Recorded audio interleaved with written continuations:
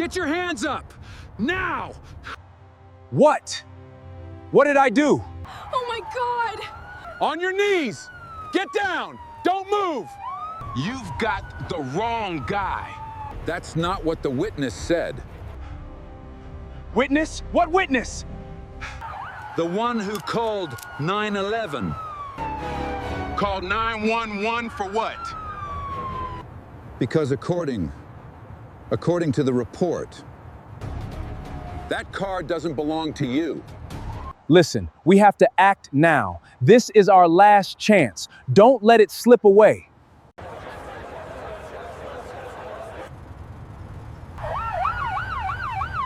The officer's hand was on his gun before I even finished saying good morning.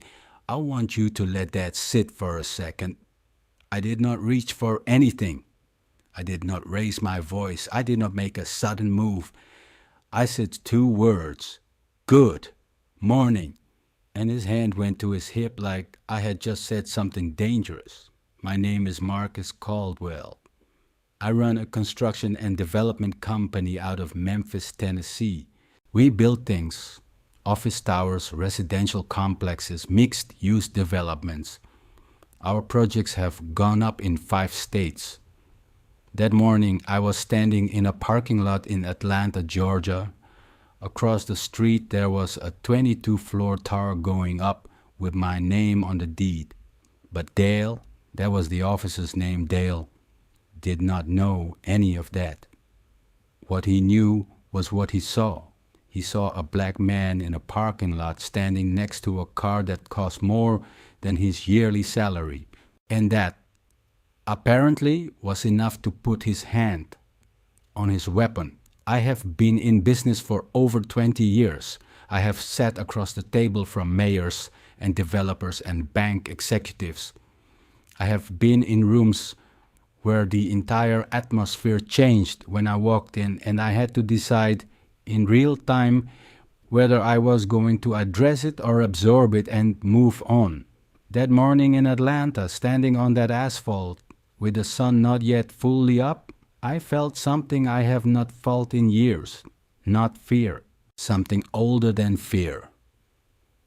The feeling of being looked at and not seen at the same time. I am going to tell you exactly what happened, every detail, because this kind of thing doesn't happen in headlines. It happens in parking lots on ordinary mornings to ordinary-looking situations that are anything but ordinary underneath. Before I go any further, where are you watching from right now? Drop your city or your country in the comments. I read every single one, and I want to know who is in this room with me tonight. And if you are new here, hit that subscribe button. Not because of a number, because what I'm about to tell you is the kind of story you want to be here for. Let me tell you who I was before I tell you what happened. I grew up in South Memphis. My mother's name was Audrey. She cleaned office buildings at night. 3 buildings, 6 nights a week until her hands were rough and her feet swelled in her shoes. She did it because there was no other option and because she believed, without being told, that her son was going to be something. I started working construction at 17. Not because I loved it. I was 17. I did not love anything that required waking up at 5 in the morning. I did it because it paid, and because I was good at it, and because something about putting your hands on something and watching it become real was satisfying in a way I could not explain at the time. By the time I was 25, I had my own crew. By 30, I had my own company. By 40, I had projects across 5 states and a team of 240 people who showed up every day because of something I built from nothing. I'm not saying any of this to impress you. I'm saying it because you need to understand who was standing in that parking lot, not a suspect. A man who, built things. That morning I had driven down from Memphis the night before. I was staying at a hotel 2 miles from the site, the building we were putting up, Caldwell commercial tower, the 22 floors, mixed use, was in its final construction phase. We were 2 months from the ribbon cutting. I wanted to do a walkthrough before the site crew got there, before the day got loud. I parked in the lot adjacent to the site. It was 6:40 in the morning. The lot was near empty. I got out of my car, a black Mercedes, 3 years old, well maintained, and I walked towards the site entrance. That is when I saw the cruiser. It pulled in slow. No lights, just rolling. The way a car rolls when someone inside is already watching you and has been for a while. 2 officers got out. Dale was the one who came toward me. Medium height, built, heavy in the shoulders, the kind of face that held its expression like a mask. The other one, Craig, hung back near the hood of the cruiser. He had his arms crossed. He was watching. Dale said, "Morning." He said it the way some people say it when they do not mean it. I said, "Good morning." That is when his hand went to his hip. I noticed it the way you notice a door closing in a room you did not expect to close. Not loud, just final. He asked if the vehicle was mine. I said it was. He asked if I had registration. I said yes and told him it was in the glove compartment. He said ID too. Not a question, a declaration. I want to tell you what happened in my chest in that moment. There is a thing that happens when you have been in this situation enough times, and I have been in it enough times, where your body and your mind split. Your body stays perfectly still, perfectly calm, perfectly cooperative. And somewhere behind your eyes, a different version of you is screaming, not out of fear, out of exhaustion, out of the weight of knowing exactly what is happening and knowing you cannot say it out loud. I went to the glove compartment. I moved slowly, deliberately, the way you learn to move. I came back with the registration and my license. Dale took them. He looked at the license. He looked at me. He looked at the license again. Craig, still leaning against the cruiser, said, "Where are you headed this morning?" I told him I was going to my construction site across the street. Craig said, "You work there?" I said, "I own it." There was a pause. The kind of pause that means someone heard you and decided not to believe you. Dale handed back my documents. He did not apologize for the delay. He didn't say anything. He just reached for his radio. And then, in front of the morning crew beginning to arrive for the 6:45 shift, workers pulling in, getting out of trucks, coffee in hand, Dale keyed his radio and said, slowly, clearly, so everyone in earshot could hear, "I've got a suspicious person at the Caldwell site parking lot running the plates now. Suspicious person in my own parking lot in front of my own workers." I stood there. I did not look at the workers. I did not give Dale the satisfaction of seeing me rattled, but I felt it. Every set of eyes that turned toward me, every moment of silence from a man who had just seen his boss get called suspicious by law enforcement at 6:40 in the morning. I kept my hands where they could be seen. I breathed. I waited, and I told myself, "Do not reach for your phone, not yet." 5 minutes passed, then 10. Dale was still on the radio.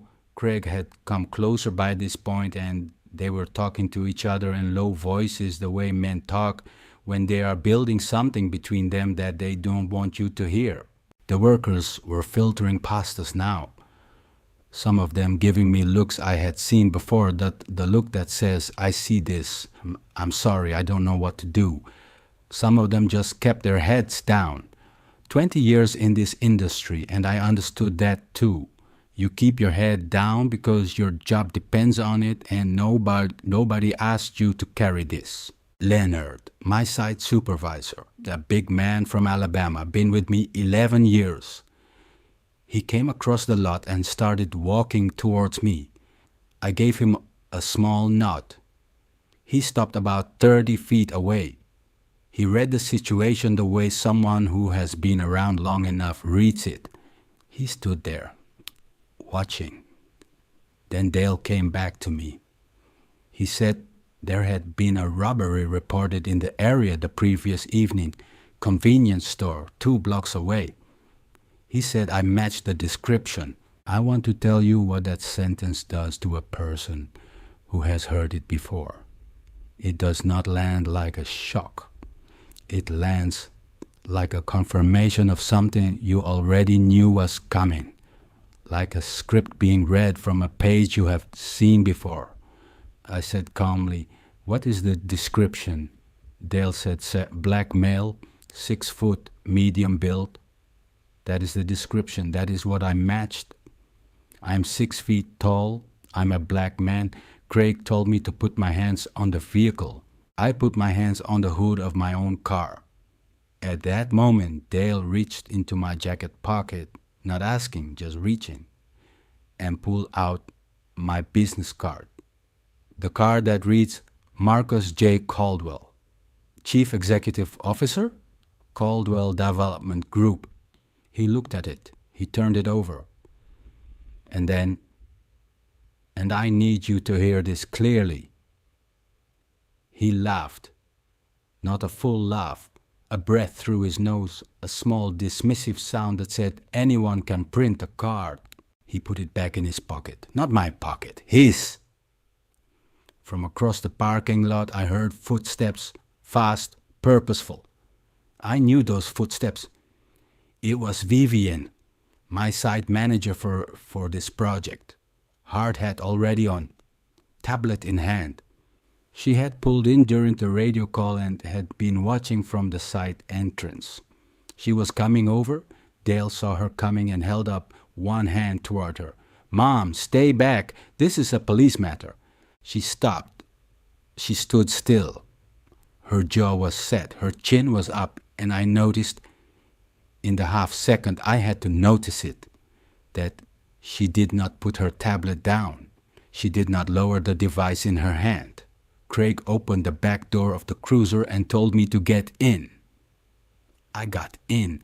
I want to tell you what it is like to sit in the back of a police cruiser in a parking lot that you own. I want to tell you exactly what happens inside a man in that moment. You count things. I do not know why. Maybe because the mind needs something concrete to hold on to when everything else is sliding.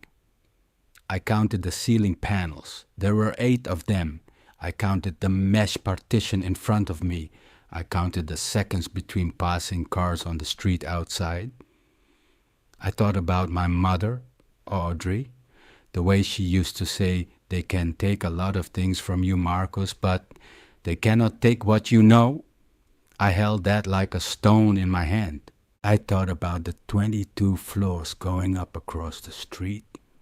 I thought about the 240 people whose livelihoods are tied to what I built. I thought about every meeting, every handshake, every loan application, every permit, every long night with contracts spread across the kitchen table, and I thought, these 2 men do not know any of that, and they don't want to. That is the thing that is hardest to describe to someone who has not lived it. It is not just the humiliation of the moment. It is the full weight of everything you have done. Everything you are being made invisible by 2 men with badges and a radio. I sat in that back seat for 22 minutes. I counted those 2. I heard tires on asphalt before I saw the car.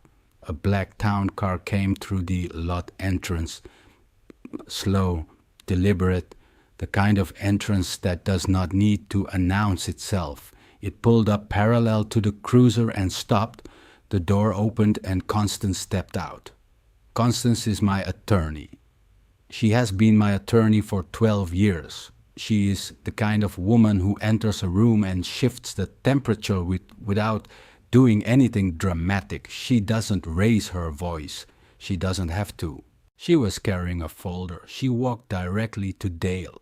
She said, "Good morning. I'm Constance Webb, legal counsel for Mr. Caldwell. Can you tell me the basis for his detention?" Dale started to say something about the robbery description. Constance let him finish. She nodded once like she was taking notes in her head. Then she opened the folder. She pulled out the building permit, the site ownership registration, the deed filed with the city of Atlanta, signed, notarized, recorded. She laid them on the hood of the cruiser one by one. She said, "The name on all of these documents is Marcus J. Caldwell. The name on that building permit matches the name on my client's identification. The address on the permit is this address." She paused. "Would you like to take a moment to review them?" Dale looked at the documents. He looked at the tower across the street. He looked at the documents again. The name on the permit, the name on the deed, the name already being installed on the face of the building in 2-foot letters. Craig, standing slightly behind Dale, looked up at the building for the first time. He looked at it the way someone looks at something they wish they had noticed earlier. Then he looked at the ground. "I watched this through the window of the cruiser. I want to be honest with you. There was a part of me that wanted to feel something sharp and satisfying in that moment. That part of me was there. I'm not going to pretend it was not, but mostly what I felt was tired." The door opened. Dale told me I was free to go. He said something about the investigation still being open, which was the kind of sentence that means nothing, except I do not want to say I was wrong. I stepped out of the cruiser. Leonard was still standing 30 feet away. He had not moved the entire time. When I came out, he let out a long breath, slow, like he had been holding it, and said quietly to no one in particular, "Lord have mercy." Near the far edge of the lot, Tyler, one of the younger workers, been on the crew about 8 months, a quiet kid from rural Georgia, had been standing near his truck the entire time. He had not moved either. He had not said anything. When I looked at him, he held my gaze for a second. Then he said in a voice that was barely loud enough to carry, "I should have said something." He said it like he meant it, not like an apology that was performing itself, like a man reckoning with something.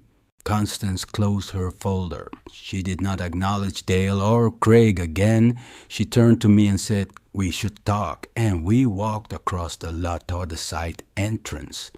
Behind us, the cruiser sat there. Neither officer moved for a long moment.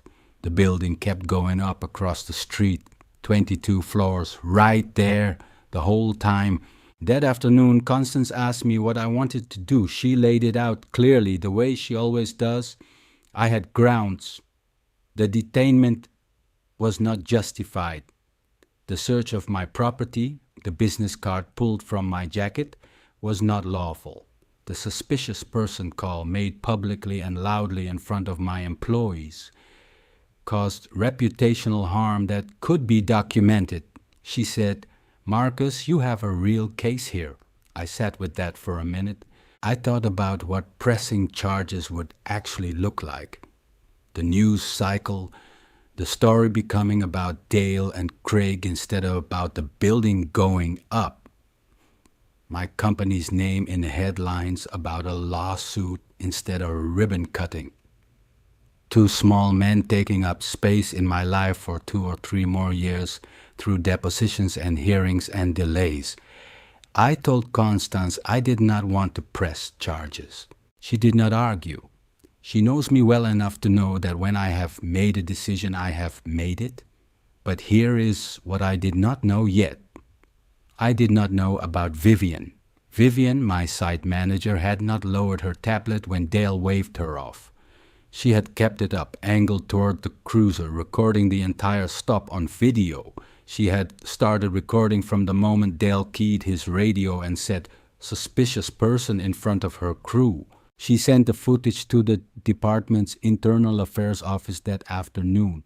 She also sent it to Leonard, who knew someone at the Atlanta Journal-Constitution. She did not ask me first. She acted on what she believed was right. I found out 3 days later. I did not stop her. I don't know that I could have, and I am not sure I would have.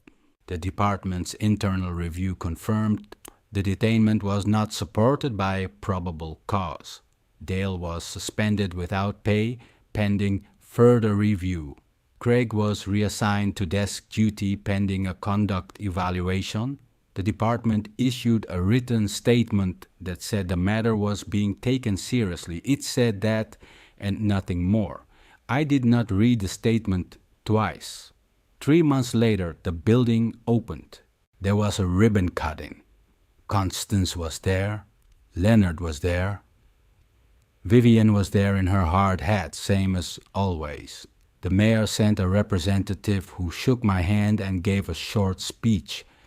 There was a small crowd. There were cameras. I stood in front of that building and looked up at it. 22 floors, my name on the face of it. Something I had put my hands on and pulled from the ground. Toward the end of the ceremony, Tyler came up. He had not been on the invite list. He came anyway, on his own time, in clothes that were not his work clothes. He walked up to me and put out his hand. He did not say anything. Neither did I. We shook hands. I nodded. He nodded back. He turned and walked away through the crowd. That was enough. I have told this story a few times now, privately, to people I trust. This is the first time I have told it out loud to more than 3 people at once. People always ask me the same thing after. They want to know how I stayed calm, how I sat in the back of that cruiser for 22 minutes and did not lose it. Honestly, it is not strength, it is practice. It is years of learning to separate what is happening to your body from what is happening to your mind. It is knowing that the moment you give them out your composure, you have given them something they do not deserve. Staying calm was not for them, it was for me. The thing I keep coming back to is this. The building is still standing. Dale and Craig. I don't know what happened to them after the suspension. I don't think about them. But every morning that building catches the light, and I know exactly what it costs to put it there. Not just the money and the contracts and the permits, but everything. All of it. That is mine. No one in that parking lot can touch what I built. Now I want to hear from you. Has anyone ever looked at you and decided what you were before you said a single word? Before you had a chance to prove anything? Tell me in the comments. Tell me what that felt like and what you did. I read every comment in this section and I respond when I can. If this story meant something to you, hit the like. It does more than you think for getting this to people who need to hear it. And if you're not subscribed yet, do it now. Not for the algorithm. Because the next story is one I have been carrying for a long time. And I want you to be here when it comes. I started that morning in a parking lot with a man's hand on his gun before I finished saying good morning. I finished the day standing in front of a 22-floor building with my name on it, and it is still standing.